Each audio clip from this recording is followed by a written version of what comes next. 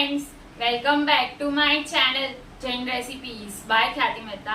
Friends, chaat તો આપણે બનાવતા જ હોઈએ છીએ, જેમ કે સેવ પૂરી, રગડા પૂરી, દહીં પૂરી. તો મેં વિચાર્યું ચલો આજે આપણે મેક્સિકન સ્ટાઇલમાં ચાટ બનાવીએ. રેસીપી બહુ ઇઝી અને ક્વિક જ છે, બહુ જલ્દી રેડી થઈ જશે. અને આ રેસીપી ગરમીમાં તો બહુ જ સારી પડશે, કારણ કે આપણે લાંબો ટાઈમ સુધી કિચનમાં રહેવાની જરૂરત નહીં પડે. પિકનિક પર જવું હોય ત્યારે બી તમે આ ચાટ સાથે કેરી કરી શકો છો, અગર તમને ઘરનો ટેસ્ટ એન્જોય કરવો હોય તો. રેસીપી બહુ યમ્મી અને ડેલિશિયસ છે. તો ચલો ફ્રેન્ડ્સ, આપણે જૈન મેક્સિકન પાપડી ચાટ બનાવવાનું સ્ટાર્ટ કરીએ હવે. જો તમને મારી આજની બતાવેલી રેસીપી ગમે તો મારી ચેનલને સબસ્ક્રાઈબ જરૂરથી કરજો અને સાથે સાથે બેલ આઇકન પર પણ ક્લિક કરજો.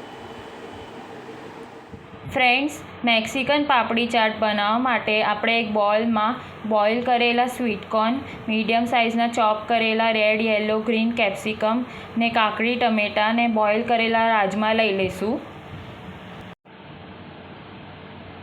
ત્યારબાદ તેમાં સ્વાદ પ્રમાણે મીઠું એડ કરી દઈશું. બધા મસાલા લઈ લઈશું. ચાટ મસાલો, મેક્સિકન મસાલો, સંચર પાવડર, મરી પાવડર, શેકેલા જીરાનું પાવડર, લાલ મરચું, મિક્સ હર્બ્સ અને ઓરિગેનો. સાથે સાથે સોસ પણ લઈ લઈશું.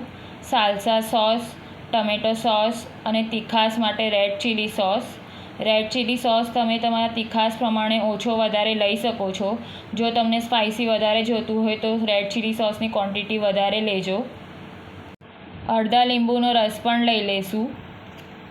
બધું પ્રોપરલી મિક્સ કરી લઈશું.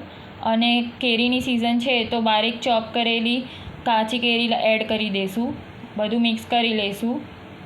બધું જ એક સર્વિંગ બોલમાં લઈ લઈશું. મેં અહીંયા દહીં લીધું છે. જો વિધર ન કરવું હોય તો તમે દહીંને ગરમ કરીને લેજો, અથવા તો દહીં સ્કીપ કરી શકો છો, પણ દહીં એડ કરવાથી ચાટનો ટેસ્ટ બહુ જ સરસ આવશે. મેં અહીંયા પાપડી અને દહીં સાથે ચાટને સર્વ કર્યું છે.